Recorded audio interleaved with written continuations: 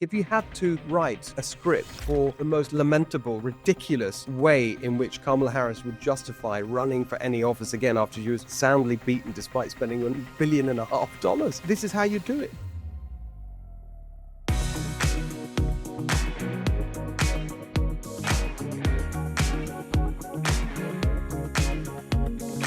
Hello, everyone. Welcome to the Steve Hilton Show. We got a packed episode for you today. Lots of guests with really interesting perspectives on some of the big stories. We've got Susan Shelley for California Corner. We get into the amazing details. Wait till you hear how much it costs, thanks to the Democrats sort of endless messing around with our election systems here in California to do a recount. Unbelievable. Just yet another example of how they've totally undermined confidence in our election system.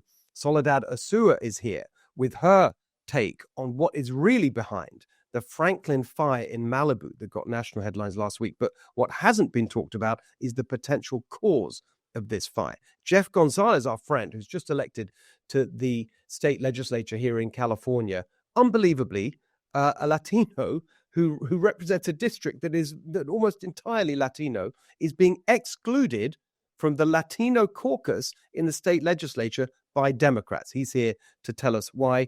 But I want to start with this story that, I don't know, maybe when it got going, you and others may have thought, well, this is a silly story. It's not a real news story. Maybe we've had a bit of an overload of heavy news because of the election and stuff. So let's talk about the drones in New Jersey, right? And so I think that was people's perception at the beginning, that this is a bit of a, almost not real news. Well, now we're into, the fourth week of this? And to me, it is an incredibly serious story, not just because the potential truth about these drones could be incredibly serious, that it could be, according to some of the theories out there, enemy action and so on, and there's missing weapons and all these things I'm sure you've read. Now, I don't know any of that. I don't want to speculate because I have no idea. The part of this story that interests me is the government response, because in all my years covering politics, being involved in politics, I honestly can't think of a worse example of handling the situation than we've seen here from the government. It defies belief how absolutely outrageous their dishonesty and gaslighting is. I mean, how can they stand up? You saw this last week. John Kirby standing up in the White House briefing room and basically telling everyone that they're not seeing what they're seeing. Literally, we've got video night after night. You've got local reporters, you've got national reporters, you've got elected officials right across the region where this is really happening, particularly New Jersey, some in New York and so on, saying, excuse me, this is real. You have testimony from fire department people who've sent the helicopters up, were hovering above one of the drones, then had to land for safety reasons. You've had actual airport activity disrupted. So the idea that you're just going to have these, these people in the Biden administration, just, oh no, it's nothing to worry about. Just, it's absolutely astonishing to me that they're so clueless. And the more that it goes on, I think this story is not just about the drones themselves and all the issues associated with the drones, serious as they may end up being. It's actually about faith in government. It just reminds me of all of that nonsense we had to deal with during the pandemic, where they were just telling you things that were blatantly untrue. And we could show that they were untrue. Now, in this case, in a way, it's even worse. Of course, it's not like a mass pandemic and there's people dying and so on. Of course, it's not comparable in that sense. But in a way, it's worse because it's just so contemptuous of the public. It's so disrespectful to everyone, and it shows this high-handedness and this arrogance to say, sorry, what you're seeing is just normal commercial aircraft, even though you've got videos of these things behaving in a completely different manner. Sorry, no, nothing to see here. Literally, nothing to see here. It's just normal stuff. Nothing to be worried about. Go along then.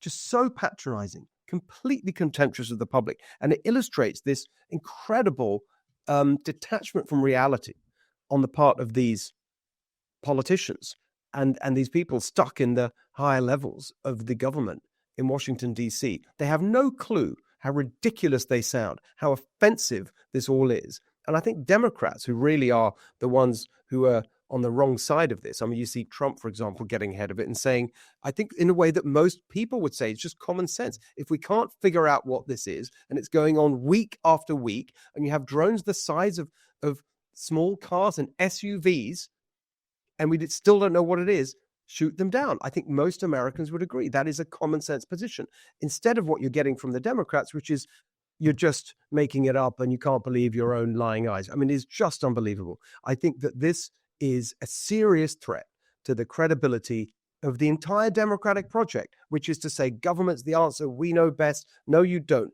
And this particular handling of this particular situation, I think it goes way beyond whatever we're seeing in the night skies above New Jersey, New York, or anywhere else.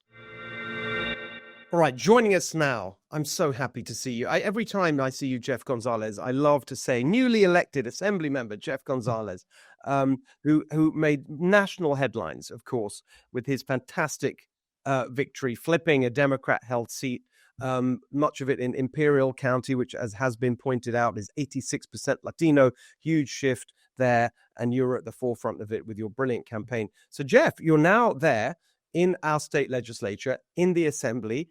I don't think anyone would doubt for a second that you are a Latino. And yet, look what's happening. The Democrats are excluding you from the Latino caucus in the legislature. What's going on? See, first of all, thank you for having me. Yes, you're absolutely right. For a party that's very inclusive, they have shut the door on the voice of Latinos in my community. The community has said, we want to elect you. We want you to be your voice. And then the state legislature, the Democrat Latino caucus has said, we don't want to hear you. And I don't want to hear that. Open the doors. Let us in. So the Latino caucus, just tell us a little bit about it. What's its origin and who runs it, and how did they get to decide who's a Latino and who isn't? Sure. You know, its origin is from years back. They said there needed to be a voice for the Latinos in California.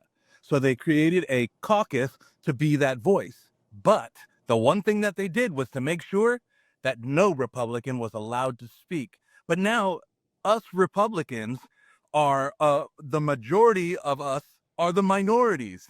And we want a voice. We want a seat at the table. And that's what the people are asking for. What do you mean by that? The majority of Republicans and minorities? Talk about that a little bit more. Sure. If you look at the assembly members in the Republican caucus, the majority of the assembly members in the Republican caucus are minorities. That's an amazing fact. I think I saw the number, which is it 1/3 of all members of the legislature now on the Republican side are Latinos. That's correct, isn't it? Absolutely. And then a full over 50% a minority. That's just a brilliant example of the very positive change that we've seen in the Republican Party. It's a realignment. I mean, we talk about it all the time with this is what's happened with Trump at the helm, the multiracial working class coalition. Absolutely. You know, we come from Hispanic, Chinese, Caucasian. We are a big umbrella of people that are willing to say, we want our voice heard. And we want to be let into the room so that the constituents of the assembly district, the 36th assembly district, can have a voice at the table. And what the caucus is saying is, you can have a voice as long as you only speak the way we want you to speak, think the way we want you to think, and they want to control us. But in this district, we don't want to be controlled. We, the people, want our voice. So let's go back to the practicalities. Who decides? What is the operational structure of the Latino caucus? Who runs it, and who decides that you and other Latinos, like your neighboring newly elected assembly member Leticia Castillo and others, Suzette Valladares in the Senate, etc., who's newly elected, good friend of ours, who decides that you can't go to the Latino caucus meeting and be part of it? So the way it works is in their bylaws. Their bylaws specifically states you can't be a Republican, right? What we're saying is change the rules. Change the rules so that way every Californian has a voice. Every Latino Californian has a voice. So they're not willing to do that. They're not willing to say, we want to be the voice of everybody. They're saying, we just want to be the voice of the people that think, talk, and walk just like us. And that's not fair. So how did they? So it's in the rules, and so so presumably they were put in place a while ago. Is that right? I mean, this thing has been around. I don't know, a few decades, isn't it? The Latino Caucus. It's been around for quite some time, but guess what? This election proves that things change. There's a realignment not only across America, but inside of California and inside of the 36th Assembly District. So because of those changing times and because of that realignment, the folks, the Latinos of not only the United States, but of California are saying, we want a seat at the table. And they're not willing to make that change. And Steve, I hope that people are listening to what they're actually saying. They're saying, if you don't listen to the way we control you, then you're not a part of our team. And that's not right. And it's not about we the people. I mean, it reminds me just very directly of that absolutely unbelievably racist and patronizing thing that Biden said. Do you remember in the first campaign where he said, if you don't vote for me, you ain't black? That was his quote. I mean, this is the same, isn't it? This is exactly the same. This is what they're saying. If you don't think like us Latinos, you're not Latino. And that's not right. So it's a racist statement. It's an exclusive club. And we want to say, bring everyone to the table. I just can't believe it. Let me ask you how they are defending what I think any normal person would agree is indefensible. Look, Steve, they're passing the buck. As you and I know, that's what they do. Don't shine the light on me because I don't really want to answer the hard questions. They're passing the buck. But coming this new year, there's a group of Latinos that are saying, no more passing the buck. It's time to hold you accountable, not only for your words, but of your actions. And we want a seat. And if you can't give us that seat, then we'll have to take other steps. More to follow on that, Steve, after the new year. Well, I don't want to follow up on that, but just before we get to that, and we'll end with that, what do they actually say? How do they justify this? This is what I've heard Senator Gonzalez, no relation to me, say. She has said that there are folks that want to allow Republican Latinos to the table, and there are folks that are, or legislators that are saying absolutely not. Either way, bring it to the table, open the doors. This is not a secret community. This is majority of Californians, especially in my district, are Latino. And you're saying we don't care about your voice. If that's what you're saying, keep the doors closed. It's really unbelievable. It's great. Let's now finish with the future. What it sounds like you're teeing up something for the new year, for January. What are you planning? Well, Steve, I hate to give a teaser, right? Because no, we love those. That's great. Everyone wants to understand what's going on. But step one is we want to bring the Latino caucus to the table and say, look, let's work together. Let's be united. Let's be community. That's what I stand on. That's what I've talked about. Steve, you know this. You're very much a person that talks about let's be common sense about things. That's step one. Step two is we let everybody know, just like what's going on right now, we'll let everybody know where they stand and how racist these actions are. Step three, stay tuned for 2025. I love it. Fantastic. Jeff Gonzalez, you're the best. I'm so thrilled that you're there. I want to end how I started by congratulating you. And we're really excited to see what you've got in store for us and for our beautiful state of California in the new year. Great to see you. Happy Christmas. Have a wonderful new year, and we'll see you in January. Same to you. Thank you, Steve. All right, joining us now for a big story that has got a lot of national attention, but this aspect of it hasn't, is our friend Soledad Asua, who is, of course, on our advisory board at Golden Together, frequent guest on this show. Sol, it's great to see you, but yet again, you're the one, I mean, you've done this so many times, pointing out the inconvenient truth about this particular situation, as you've done on so many other aspects of what's going on in Los Angeles. The Malibu fire, the fire in Malibu, I don't think that was the name, was it? But it's just been reported, obviously, because it's a horrible situation and it was so vivid and close to many buildings and our friend Gloria Romero, obviously the people know so well, affected because her home is there. Perhaps you can talk about that. But the real story is not being reported at all, which is the potential cause of this fire. That's right. And what we're finding is that the Franklin fire, it's burned about 4,000 acres so far. It's only about 50% contained.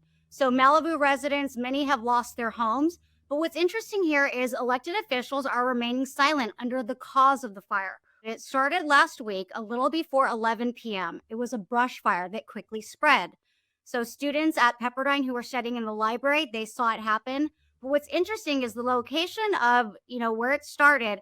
It's next to the Malibu Library, the Civic Center. It's called Legacy Park. And this is an area that has had a growing homeless encampment. In fact, the Los Angeles Times did a story on this area in February of this year. There's anywhere from 50 to 70 people living outdoors in this area. So it's very suspicious. And what a lot of people are comparing this to is the Woolsey fire. This was in November 2018.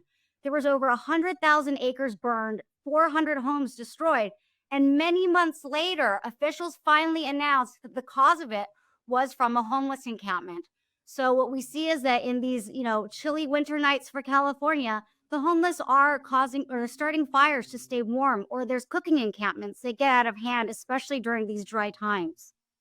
I mean, that just makes total sense because, when I first heard about this fire, and everyone's made the point. I mean, we know we're pretty familiar in California for obvious reasons with the shape of a fire season and how it happens and where and when and so on. And it's true that you do get these kinds of fires in Southern California, in the LA area, and more broadly in Southern California, sort of later in the year with the Santa Ana winds and so on. We know all that. But this is really late. I mean, this was very, very unusual. Well, this is just the norm in Los Angeles. What we found here in the city of Los Angeles, more than 50% of all fires in the city are homeless related. They actually occur at a rate of 24 a day. And it's gotten so embarrassing for city officials. They started reclassifying the names. They no longer call them encampment fires. They call them debris fires. Debris is trash. That's brilliant. I love that kind of detail because it just shows how cynical and manipulative they are. They've also called them tree fires. And so sometimes you'll see trees set on fire and, it's not an act of global warming. Somebody actually has to light the tree on fire or light the trash on fire. But this is how they've largely stayed under the radar. You may remember that the 10 freeway was set on fire as well. The Venice Pier several years ago was set on fire. They never determined the cause of it, but residents saw homeless people tapping into the electrical systems below.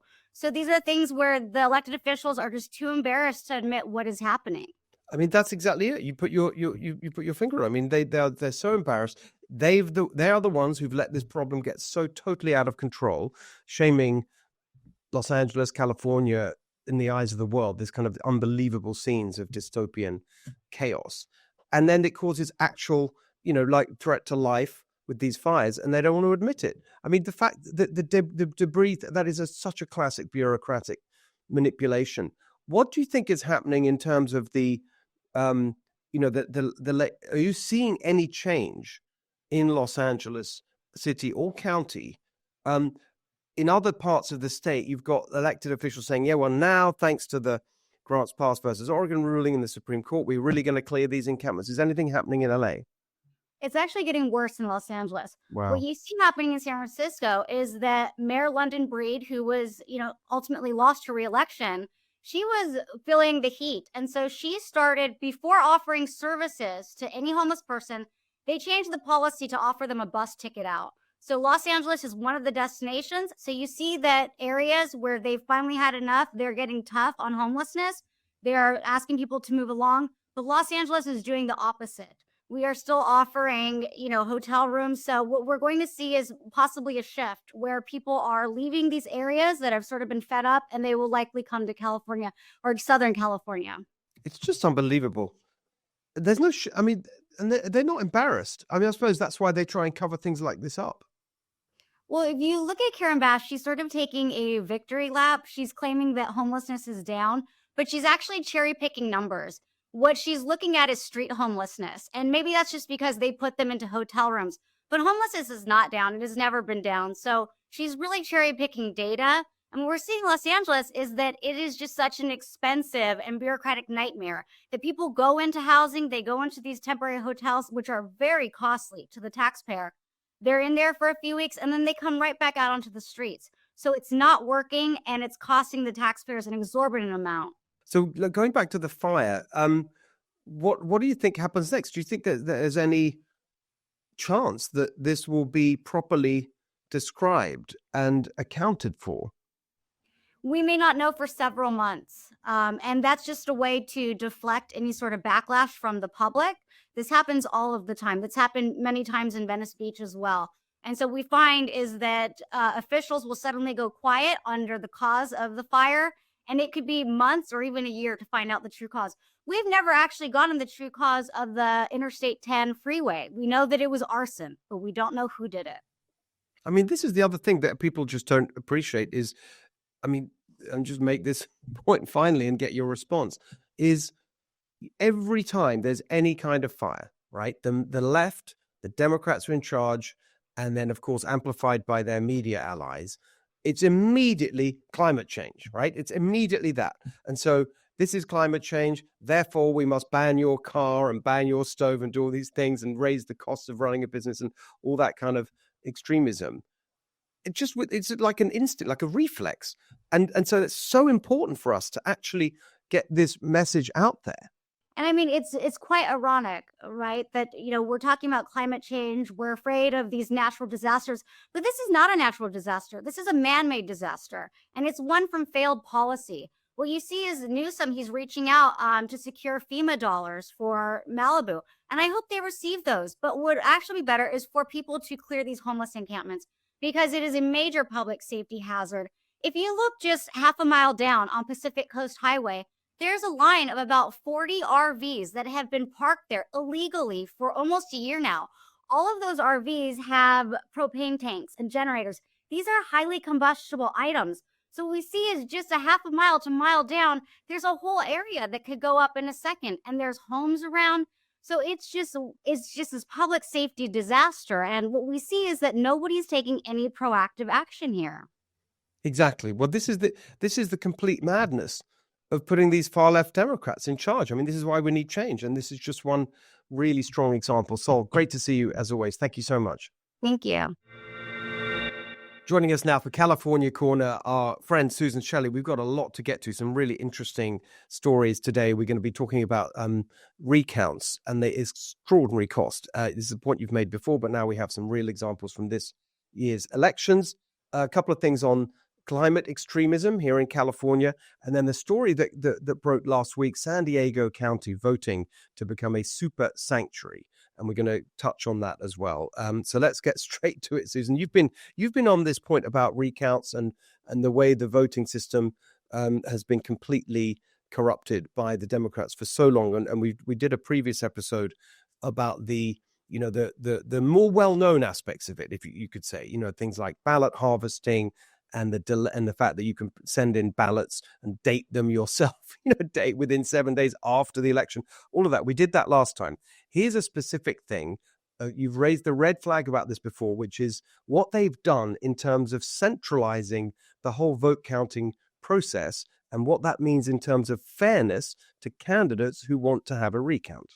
Exactly. One of the oldest checks on election mistakes or election fraud is the recount. It's not a new thing. It's not a new idea, but it has been essentially removed as an option for candidates by the changes in California, specifically the Voters' Choice Act, which centralized voting so that you didn't vote in your specific precinct, you voted at a vote center anywhere in your county, and also the electronic ballot marking devices, which then there is a paper ballot. Voters were promised a paper ballot when everything was changed over to this system. I think in 2019, Secretary of State Alex Padilla decertified all of the older vote systems, all of the election equipment. He decertified it.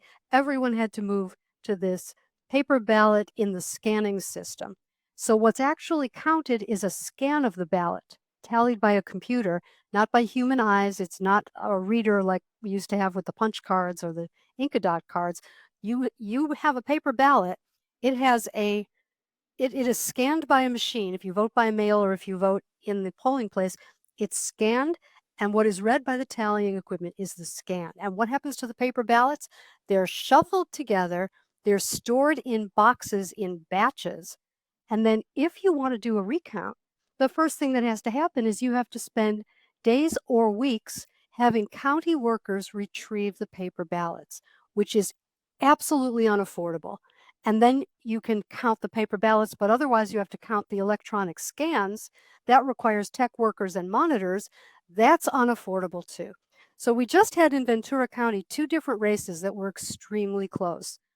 There was a community college race, 76,100 ballots in total, a 7-vote margin. And Wow. that's less than 1/100%. And the candidate wanted to do a recount and was told $61,500 to recount 76,000 votes. Now, how is that possible? Well, it takes prep work. It takes 6 days for county workers to go find the ballots. And that's $53,600 right there. And then they have 6,200 vote batches to sift through. It takes $3,500 for materials, $11,700 for labor. And once you get all that prep work done, it's $7,900 for 1 day to count the ballots. Now, before we switch to this system, the recount would have been $7,900 for 1 day.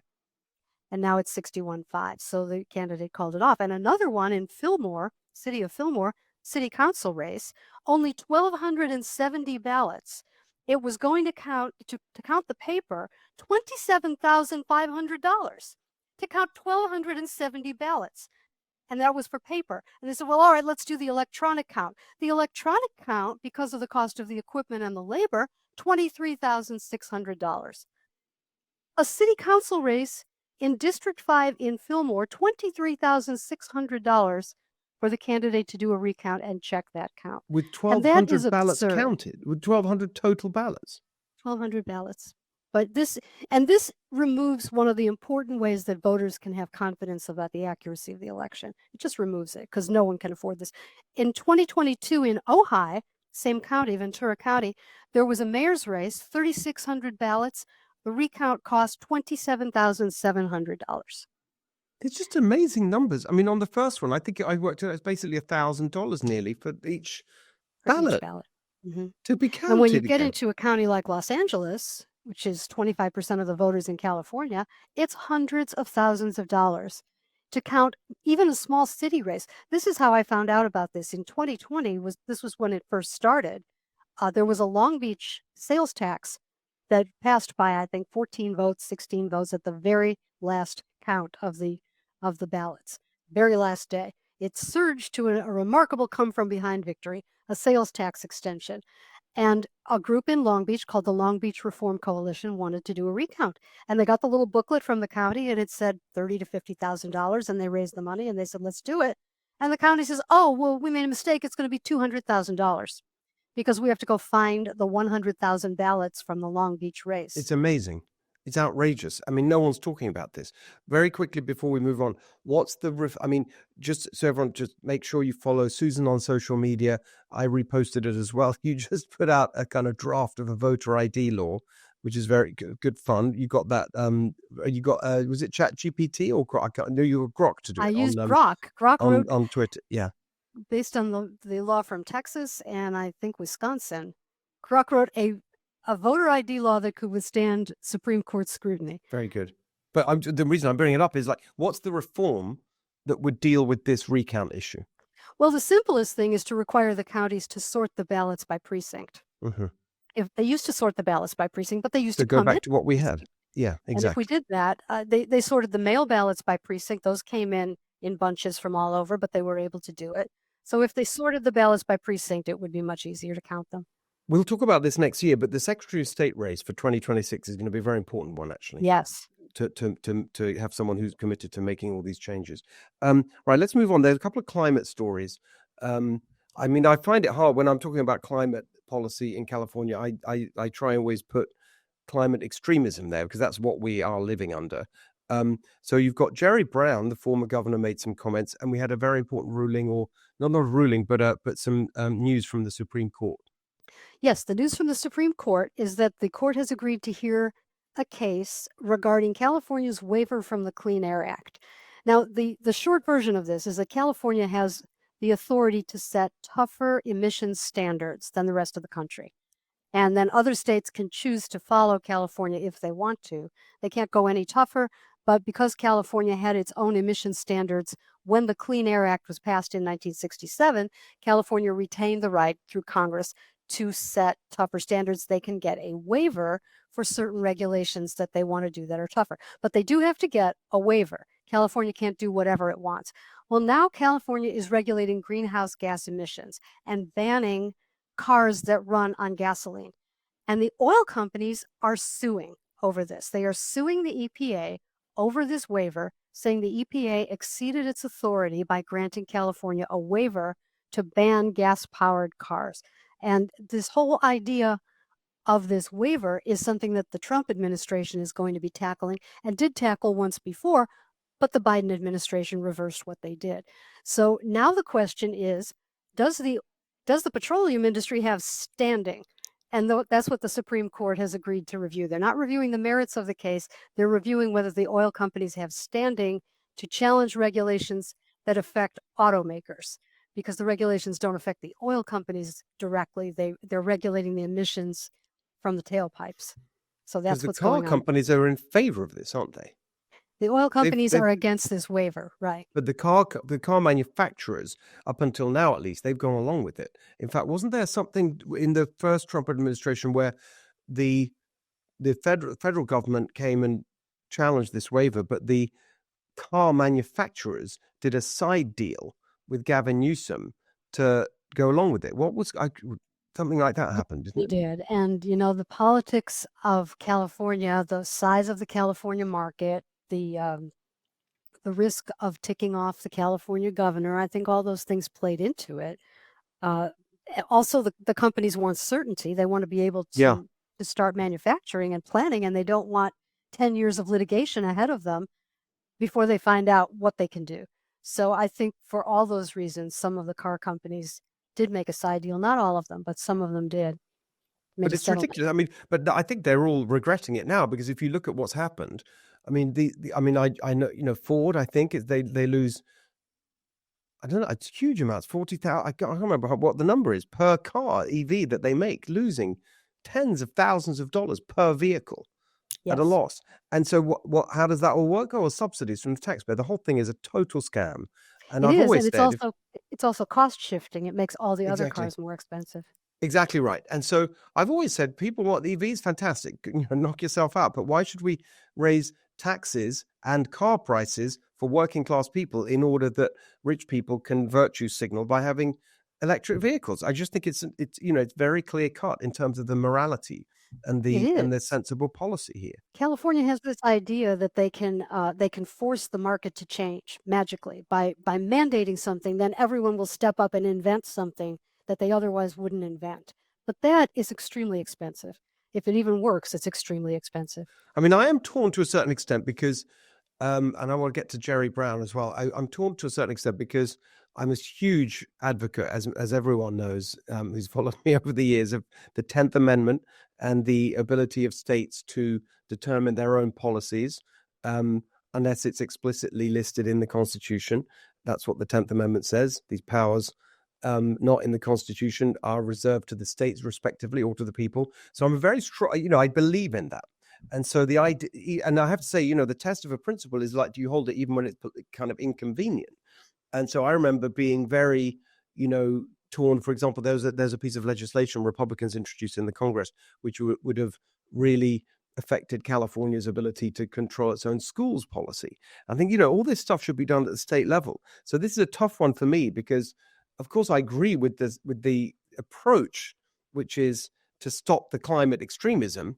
But on the other hand, I guess what the true kind of the kind of purist would say, well, the right way to stop California climate extremism is to win elections in California and overturn it here. Mm-hmm. Well, there is the other part of the Constitution, the Commerce Clause, where states cannot have their own national commerce policy. The Congress controls national interstate commerce policies. So to the extent that car manufacturing standards are a national issue, arguably California is exceeding its authority. And also this idea of getting a waiver that's enforced by the EPA beyond the authority that Congress granted the EPA is the other constitutional issue. Yeah, it's an interesting case. What about Jerry Brown? Former Governor Jerry Brown, who has just built his whole reputation on fighting against basically energy. He's fighting against energy. He thinks that energy destroys the climate unless it comes from sunshine and wind, and everything else is doom. And so he is very invested in climate policies. And of course, he's not happy that former President Trump was reelected and is going to basically abolish many of the regulations that permit these I think, egregious regulations that raise the cost of everything, especially energy. So he is saying that he's confident that Trump will go too far and there will be a backlash among the public to say, we think that's ridiculous that you don't think there's a climate emergency and you don't think we should have higher energy prices. Jerry Brown thinks that that will cause people to support climate change policies that he supports, which raise the cost of energy. I'm betting that it's already gone too far, and this is the backlash. Trump is the backlash, and there won't be a backlash to what Trump is doing. 100%. I mean, I sometimes I put it this way. The climate emergency is the pain and cost being imposed on Californians by climate policy. That's the emergency. Exactly. I mean, if you talk, and it really is. That's not an overstatement. I mean, why do you think so many people? Well, I know you agree, Susan. We've talked about it many times. But why does anyone think so many people are leaving the state of California, businesses and families, because it's so expensive to live here? And a huge driver of that, if you look at, I mean, whether that's housing costs because of all the environmental, I don't even want to say environmental because they're not really about the environment, which is something that we all support environmental protection. Conservatives want to conserve. This isn't about that. This is climate ideology. It's extremism, and it's pushing up the cost of everything. Energy, in its broadest sense, gas, electricity, water, because this climate extremism stops anything from happening. It stops things from being built, stops infrastructure from being built. It's you can't build housing because of this VMT, vehicle miles traveled, that they use. I mean, it's driving up the cost of everything. And there is an emergency because people are leaving, businesses are leaving. That's undermining the wealth and fiscal basis of our state. So I think that's the emergency. It absolutely is. And the cost of electricity rising in California exponentially compared to other states is directly because of these climate policies. And what does it achieve? Nothing. Nothing. What California does not affect the global climate.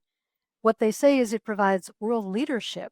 How much should the people of California suffer so our politicians can claim world leadership? Exactly. It's perfectly put. That is the argument. It makes no difference to global temperatures. None. They say it's leadership. Well, it's not. Well, there's 2 points. Your point is why should we pay the cost for their vanity in terms of leadership? But secondly, no one's even following. It's not like other places. I mean, yes, there's a little bit of it in terms of, the federal, the Biden administration, but other countries aren't doing this stupidity. Like there was this great quote I loved from John Boehner about leadership when the former Speaker of the House, who said, well, if you're a leader without any followers, you're just a guy who's out taking a walk. I love that. That's kind of what's going on here. No one's following because it's mad. Yes. All right. Yes. Some states tried to follow and then they had to pause their policies because it's just ruinously expensive. Ruinous. That's it. Exactly. Reminds me of the subtitle of my new book, which I should tell everyone to pre-order, as we talked about it last week on Amazon. Califalia, Reversing the Ruin of America's Worst Run State. It is. It's ruining everything. Final quick one. The reason I say quick is because it's a massive subject. It's going to be a huge issue next year. We're going to do a really deep dive on it and get into all the details because this is going to be a huge story. This is the immigration enforcement, sanctuary cities, sanctuary state. Obviously, top priority for the incoming Trump administration. Been very clear about that, both in the election campaign and subsequently Tom Homan. Now the borders are overall responsibility for all of this stuff. And in anticipation of that, you now have cities and counties in California voting to enhance what we already have here in terms of the sanctuary state law that's been around for a while. The latest was San Diego last week. Yes, the Board of Supervisors voted 3-1 to intensify the sanctuary policy. in the face of the incoming Trump administration talking about deporting illegal immigrant criminals. And what they voted to do was to prevent any law enforcement authority that wants to release someone from custody who is an illegal immigrant criminal. They would have to go to a court and get a warrant before they could contact the immigration authorities, the federal immigration authorities. So where before there were opportunities to contact ICE and coordinate the release of someone who perhaps had a detainer, in this case, they have to go to a court, they have to get a warrant. The idea is to add another layer of protection for criminals who have been arrested and incarcerated for committing crimes while they are here illegally. I don't understand why so many elected officials in California seem to be working on behalf of illegal immigrants and not citizens and legal residents. I don't understand that. It's incredibly, it's just, in a way, it's bizarre and it's so interesting because, as you say, we already have sanctuary state law. And now you have these jurisdictions, you have LA the other week, now San Diego, saying, oh, that's not enough. And the argument for the sanctuary state, but if we're being fair to the people who make the case for sanctuary policy, it says we don't want to be in a situation where, a grandma is driving her car and she's got a broken light or whatever, and she's stopped by law enforcement, and then their immigration status things, and then she's deported. That's the sort of, that's always the case. That's always the way they make the argument. They put sympathetic figures into the argument. So you don't want the grandma, you don't want the nice member of the community, you don't want the victim of domestic violence, for example, to be frightened of reporting assaults because of immigration status, etc. So that's how they make the argument. This got nothing to do with this. This is actual criminals, like real, often violent criminals who've committed a crime. That's the other point they make, which is, well, yes, Republicans may say that the illegal immigrants are already criminals because they broke the law to enter America and enter the US, and they dispute that. Asylum seekers, all that rhetoric. They don't even have that here. This is people who have committed a crime whilst here illegally.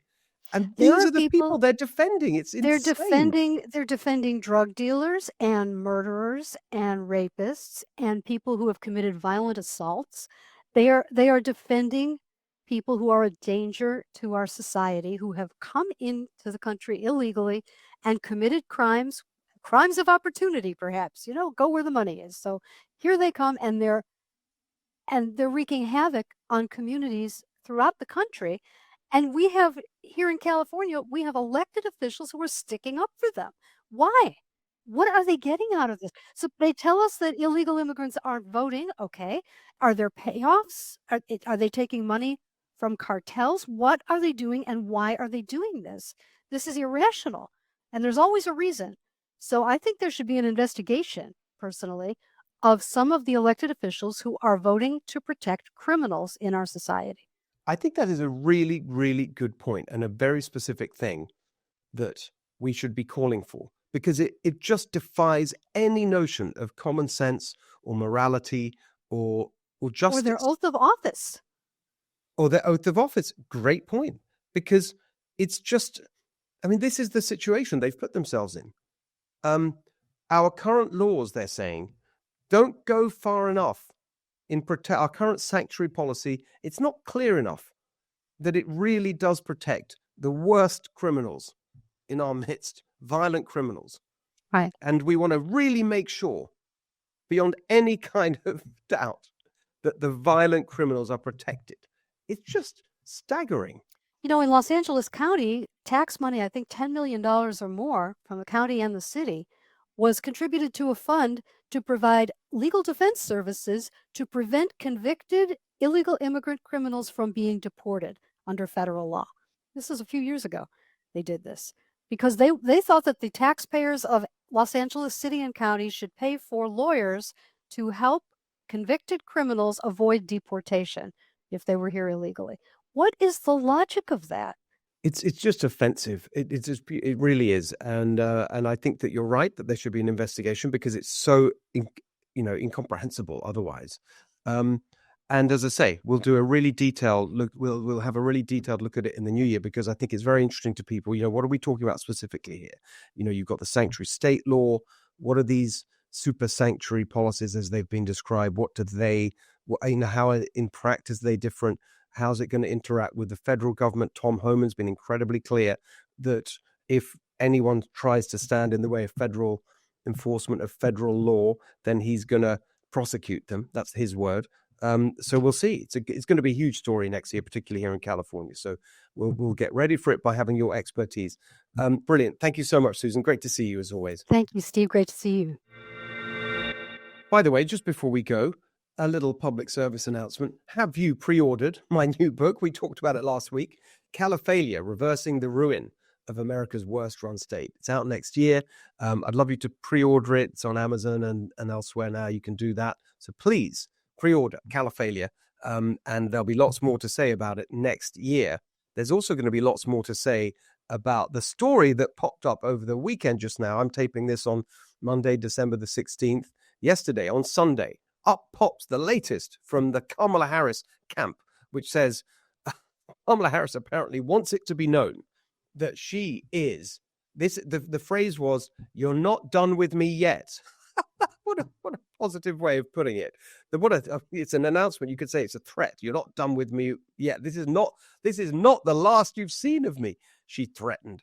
And the story is that Kamala Harris is letting it be known to donors and others that she's not done, and that she may run again. And the two offices that these briefings have pointed to, running for president again in 2028 and running for California governor, which is obviously much closer to home for me. I put out a video about this. You can see it on my social media. But the point I just want to wrap up this show with is to say, like, why? Why would she be considering running for any of these offices? And the real reason, of course, is vanity and narcissism. And that was revealed by what they said. They said Kamala Harris may be considering running for one of these offices because she doesn't want her last act in public life to be certifying Donald Trump's election victory, which is what's going to happen next year when, of course, she's vice president and has to supervise the official tallying of the votes and certifying the result. She doesn't want that to be the last thing in public life. In other words, it's not about you. It's not about the country if she runs for president. It's not about California if she runs for governor of California. It's not about you. It's not about us. It's not about any issues, about solving problems, about doing anything useful. It's all about her. It's about her narcissism and vanity and ego, that she doesn't want to end up her career being the person that lost to Trump and then has to certify that defeat. I mean, it's just unbelievable. You almost can't make it up. Like, if you had to write a script for the most lamentable, ridiculous way in which Kamala Harris would justify running for any office again after she was soundly beaten despite spending $1.5 billion, this is how you do it. To point out that the reason she's doing it is because she doesn't want to go down as the person who certified Trump's victory. Nothing to do with anything positive, because in the end, we know that. She's a totally transactional machine politician, doesn't believe in anything. We saw that in the campaign. She couldn't even articulate when she was actually running for president why she wanted to be president. So how is she going to get it together to do it all over again? There's nothing there other than the desire to climb the ladder and boost her own ego.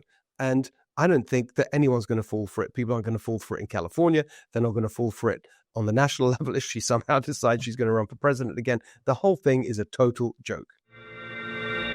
All right, everybody, that is our last show before the holidays. So that is the last show of the year. We're going to head to Europe. We go back to England to see family and friends at Christmas time. And so I'll be away now for a couple of weeks. So I will miss you very much. I'll miss doing the show. I always love sharing my thoughts with you, and I love the feedback that I get from you. So I hope you've enjoyed the Steve Hilton Show this year. Lots more excitement to come next year. So I will end by saying Merry Christmas and a Happy New Year.